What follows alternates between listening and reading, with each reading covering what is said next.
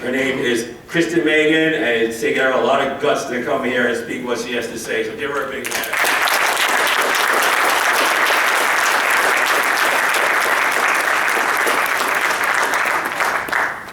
All right, first off, I just want to, I know everyone else has said it, but I really appreciate everybody that has come out here today. It's not just showing up and supporting an event, it's actually listening to those of us who are here to share a message. So, as it was presented to you, I'm here to speak to you about geoengineering. First thing I want to ask you is, who doesn't believe it exists? Anybody here on the fence? Okay.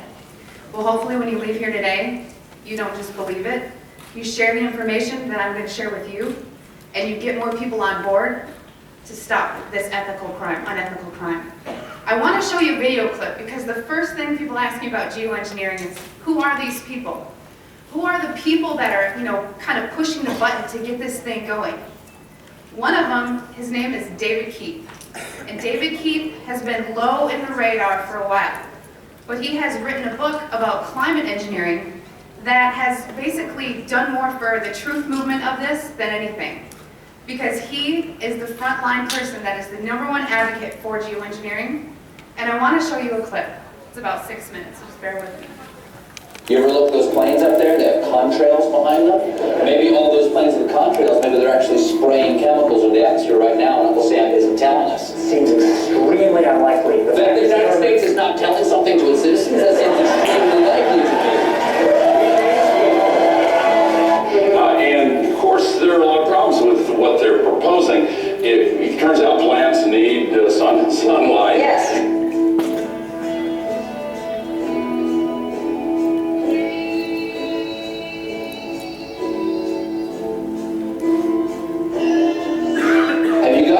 Some grief for suggesting this? Sure, I mean, this is like writing a book as the case for leprosy. Well, first of all, let me ask you this question. There's a rumor, I don't know if this is true or not, that some scientists are trying to figure out a way to block the sun to try to slow down global warming.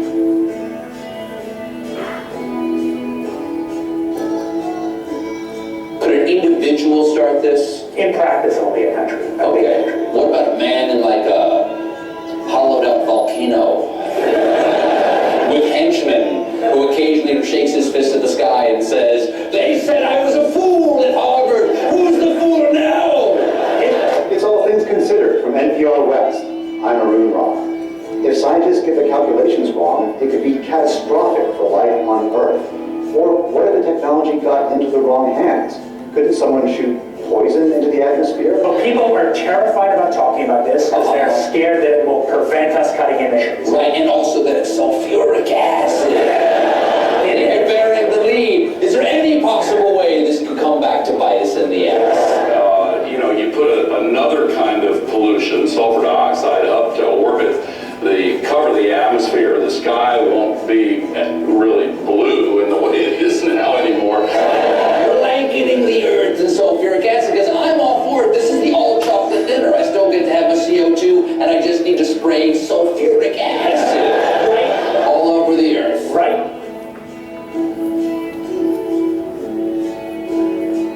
But we put 50 million tons of sulfuric acid in the air now as pollution, and it kills 1 billion people a year worldwide. Okay, and that's So good or bad? it's terrible. But it would be better if we put more in. If it kills 1 million people, It's only bad. 1% more, we're just killing 10,000 more people. You can do math. So killing people is not the objective here. Killing people, not the objective. I just wanted to be clear. Because some very mainstream scientists are saying that the climate change situation is so bad that saving life as we know it might require something radical, like shooting chemicals into the stratosphere to reflect sunlight.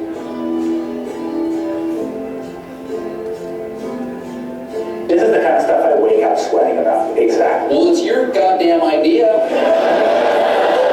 No, it actually turns out to be an old idea. This was known since President Johnson. And the scientific community mostly decided not to talk about it. What happens to the sulfuric acid after it's sprayed? Does it just stay up there? No, it rains down. Okay. But as I said, it rains down. Okay. It's a tiny addition. And you put, say, 20,000 tons of sulfuric acid into the stratosphere every year. And each year you have to put a little more. And this doesn't, in the long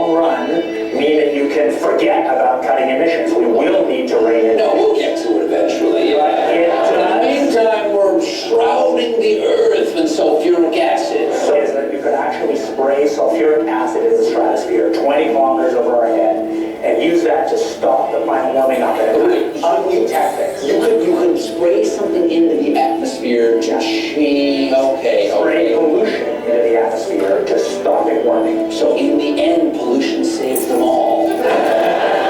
We owe pollution, we owe acid rain an apology is what you're saying. Totally imperfect technical fix. Okay. It would have risks. It wouldn't get us out of the long run need to stop polluting, but it might actually save people and be useful. Sky won't be really blue in the way it is now. The chemtrails are being used in conjunction with HAARP. By spraying metal oxides into the air above enemy skies, then directing ELF waves from HAARP to heat those metal oxides, the temperature of the sky is raised to more than 100 degrees Fahrenheit, preventing the accumulation of water vapor that would otherwise form clouds and produce rainfall.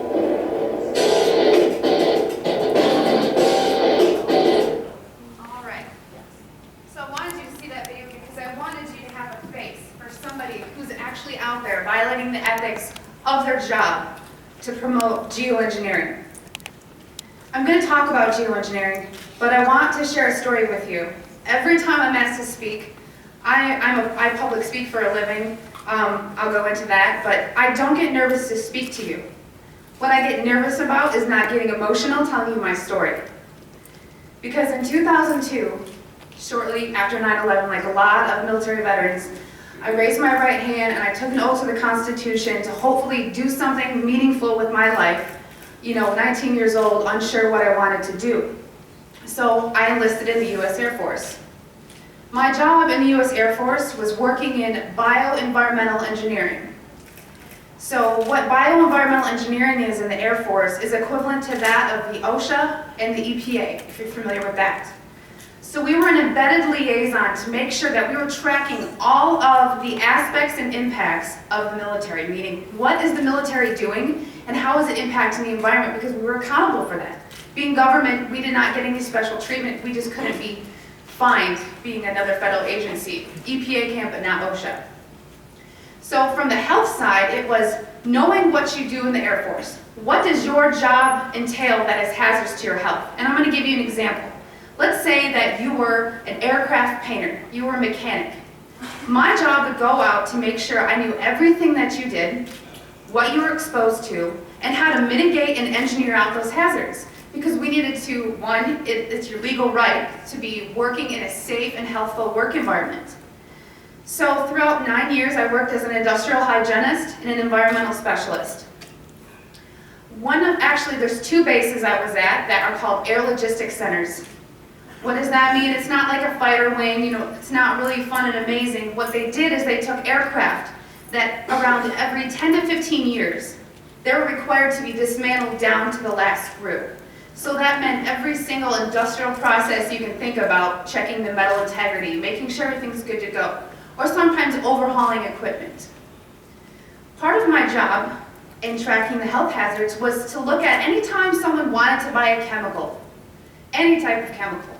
It was ordered through a system, and in that system I had to go in there and say, the country we're in, we're not allowed to use this. We need to substitute it out with something a little less hazardous, while also maintaining the integrity for a technical order, meaning for that process it says you must use, xylene or toluene to do this process.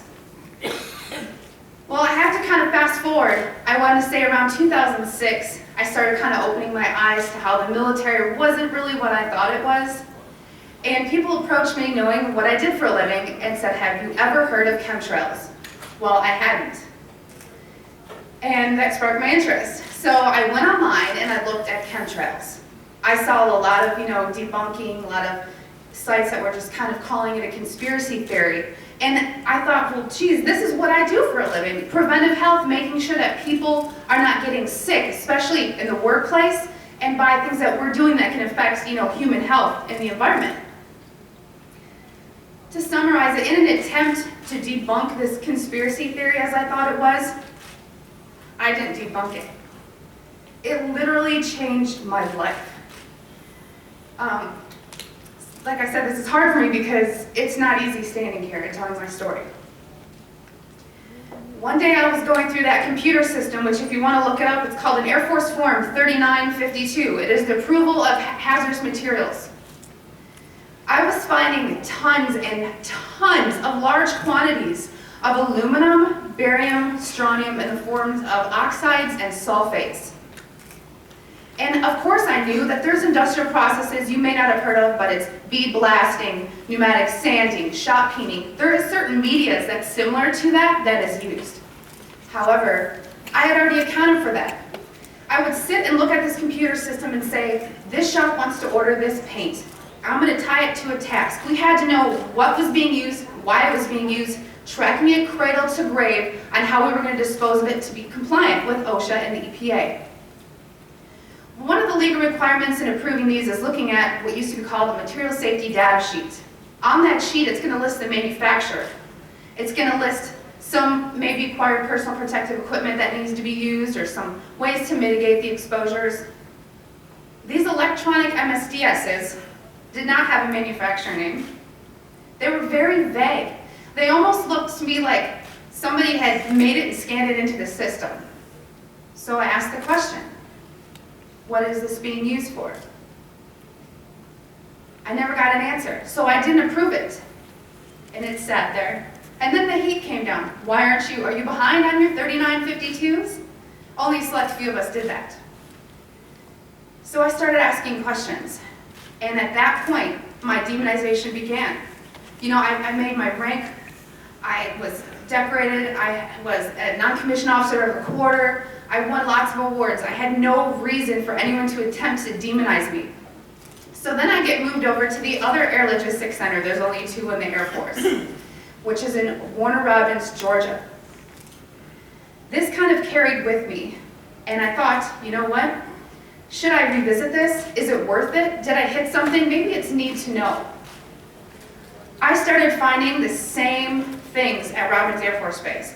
I was now doing some more investigation work. Part of what I did was to use a high volume air sampler to air sample up to, I'd say, a football field in about 10 minutes. I also conducted soil sampling because I thought, you know, if this is real and they are spraying this, it's going to get to the ground. So I conducted air sampling, I conducted soil sampling, and I was getting high levels of these contaminants. When I started asking the question again under a new commander, I never in my life thought I would have somebody look me in the face and tell me, I am questioning you. Is there something wrong with you? You've been looking really depressed lately.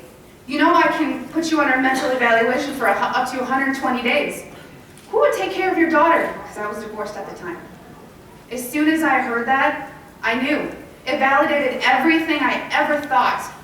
And I thought, I've spent 9 years of my life trying to protect human health, and here we are, violating law after law after law. Just sitting here, instead of protecting the people, we are poisoning the people. And I never got up so much courage from that fear of being thrown in a cage, because when you're in the military, folks, you're a number. You are a number, and every aspect of your life is controlled. I was so lucky that my enlistment was coming up and I was supposed to re-enlist. I ran and did not look back, and I have been blowing the whistle and shouting ever since. And I left October 26th.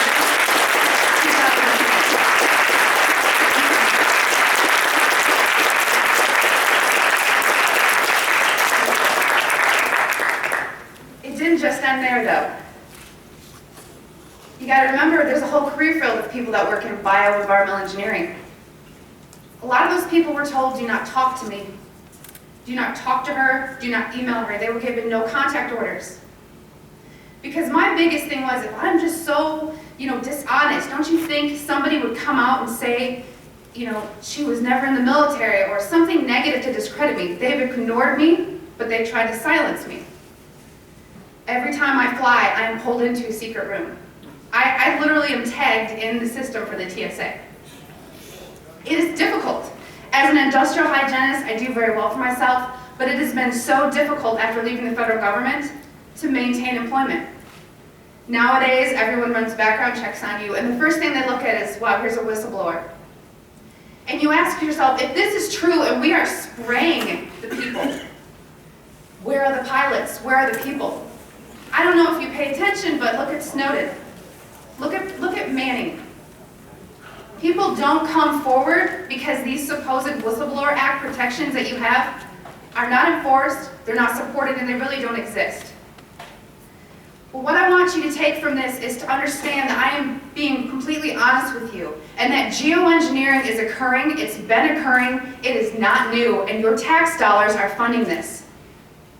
I 100% know that the U.S. Air Force was involved, and it kind of, I think back to all these things that I never had noticed. If you don't know what to look for, you can't look for something.